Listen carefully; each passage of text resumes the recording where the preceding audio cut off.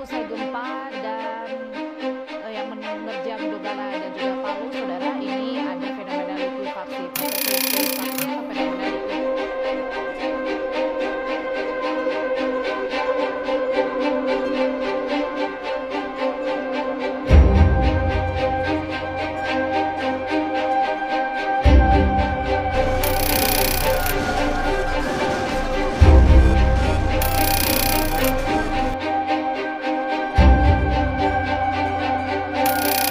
Gempa barusan terjadi tanggal 28 September pas mau sholat maghrib. Assalamualaikum warahmatullahi wabarakatuh.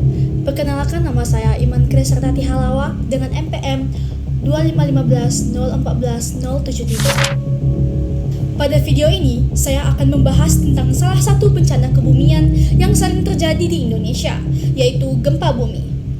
Topik ini penting untuk dibahas karena Indonesia berada di wilayah yang memiliki aktivitas tektonik sangat tinggi dan sering mengalami gempa, baik berskala kecil maupun besar. Dengan memahami proses kebumian penyebab gempa bumi, kita bisa mengetahui bagaimana bencana ini dapat terjadi, apa saja dampaknya, dan bagaimana upaya mitigasi yang dapat dilakukan untuk mengurangi risiko kerugian di masa depan. Indonesia berada pada pertemuan tiga lempeng tektonik besar, yaitu lempeng Indo-Australia, lempeng Eurasia, dan lempeng Pasifik. Pertemuan lempeng-lempeng ini menyebabkan wilayah Indonesia berada dalam kawasan yang dikenal sebagai cincin api Pasifik. Indonesia also sits on the Pacific Ring of Fire with around 130 active volcanoes, the most famous being Krakatoa and Mount Merapi.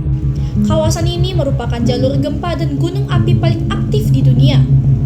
Karena posisi tektonik tersebut, tidak mengherankan jika gempa bumi menjadi salah satu jenis bencana yang paling sering terjadi di negara kita.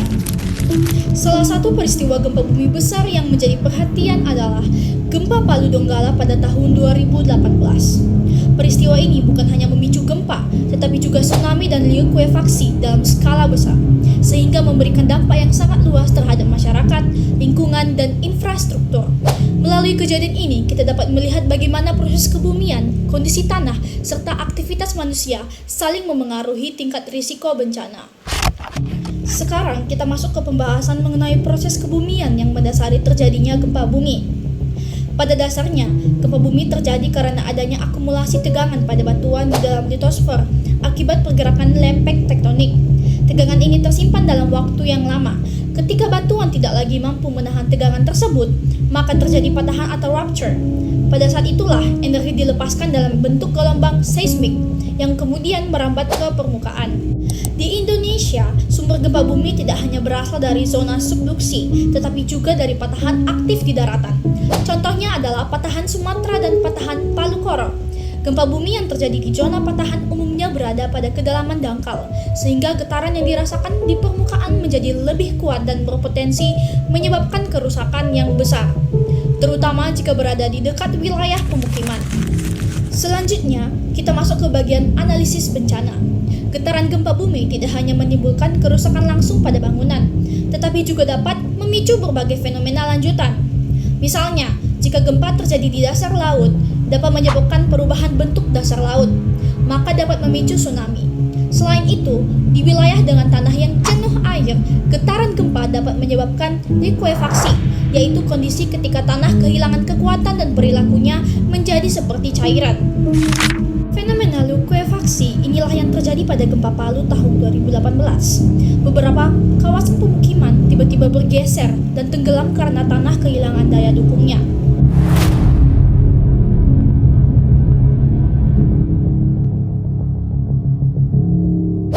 Peristiwa ini menunjukkan bahwa jenis tanah dan kondisi geologi lokal memiliki peran penting dalam menentukan tingkat risiko bencana. Jika kita melihat lebih dalam, bencana gempa bumi dipengaruhi oleh kombinasi faktor alam dan faktor manusia. Dari sisi alam, beberapa hal yang memengaruhi tingkat bahaya antara lain kedalaman hipocenter yang dangkal, lokasi yang berada dekat patahan aktif, serta jenis tanah yang mudah mengalami amplifikasi gelombang.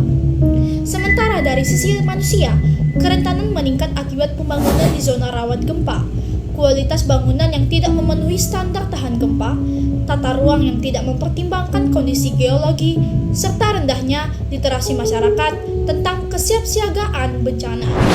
Dengan kata lain, bencana besar seringkali bukan hanya disebabkan oleh proses alamnya, tetapi juga oleh bagaimana manusia mengelola wilayah tempat tinggalnya. Sekarang kita masuk ke pembahasan mengenai dampak gempa bumi. Dampak pertama adalah dampak terhadap lingkungan.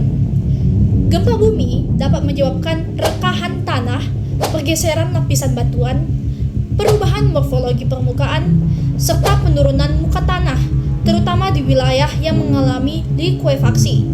Di daerah pesisir, gempa yang memicu tsunami juga dapat merusak ekosistem pantai serta mengubah bentuk garis pantai. Dampak berikutnya adalah dampak sosial ekonomi. Gempa bumi dapat menyebabkan ribuan rumah rusak, masyarakat kehilangan tempat tinggal, serta meningkatnya jumlah pengungsi. Aktivitas ekonomi di daerah terdampak seringkali terhenti karena fasilitas umum tidak dapat digunakan. Selain kerugian material, gempa bumi juga menimbulkan dampak psikologis seperti trauma dan rasa takut yang berkepanjangan pada penyintas. Gempa bumi juga berdampak besar terhadap infrastruktur.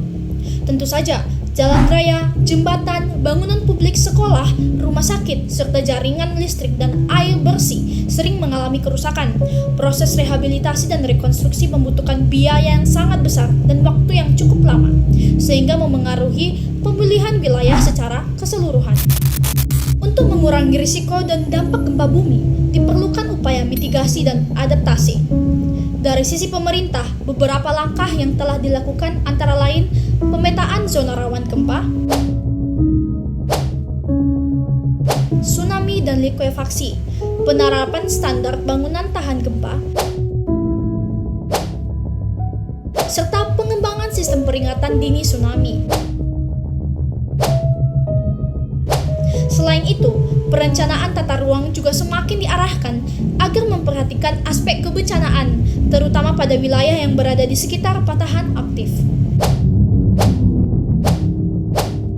Teknologi juga sangat penting dalam mitigasi bencana. Saat ini, jaringan seismograf digital digunakan untuk memantau aktivitas gempa secara real time.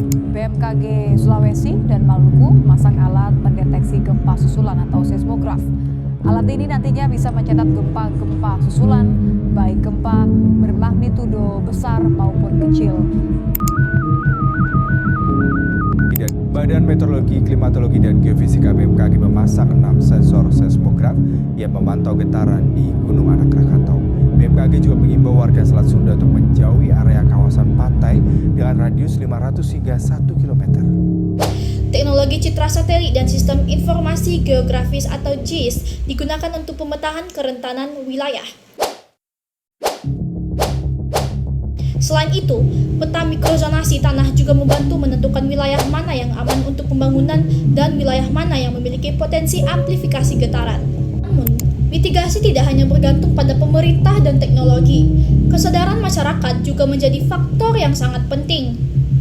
Beberapa upaya yang dapat dilakukan antara lain edukasi kebencanaan sejak sekolah, pelaksanaan simulasi evakuasi secara rutin, pembentukan komunitas siaga bencana, serta sosialisasi desain rumah sederhana yang lebih tahan gempa. Dapat disimpulkan bahwa gempa bumi di Indonesia memiliki hubungan yang erat dengan proses tektonik pada zona subduksi dan patahan aktif. Dampak gempa bumi menjadi semakin besar ketika dipengaruhi oleh kondisi geologi lokal dan kerentanan sosial ekonomi masyarakat. Karena itu, memahami proses kebumian bukan hanya penting secara akademik, tetapi juga sebagai dasar dalam perencanaan wilayah, penguatan mitigasi, dan peningkatan kesiapsiagaan masyarakat. Diharapkan risiko bencana gempa bumi di Indonesia dapat dikurangi sehingga keselamatan masyarakat dan keberlanjutan lingkungan dapat terjaga. Sekian dari saya mengenai penjelasan gempa bumi yang terjadi di Indonesia. Semoga penjelasan dan presentasi saya ini dapat berguna bagi teman-teman semua. Sekian dari saya, terima kasih. Wassalamualaikum warahmatullahi wabarakatuh.